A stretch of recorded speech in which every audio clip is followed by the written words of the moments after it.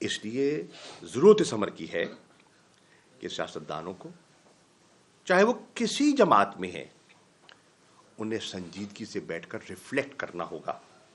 پاکستان کے چیلنجز کو سامنے رکھتے ہوئے انہیں ریفلیکٹ کرنا ہوگا ہم کیا کر رہے ہیں، کیا ہم ماضی کی غلطیاں دہرا رہے ہیں یا نیا راستہ تلاش کرنے کے لیے جستجو کر رہے ہیں۔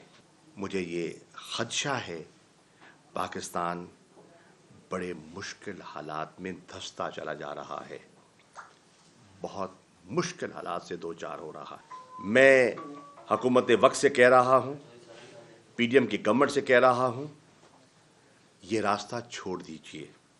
یہ جو راستہ جس کو آپ فالو کر رہے ہیں یہ نقصان کا راستہ ہے، یہ نقصان کا راستہ ہے۔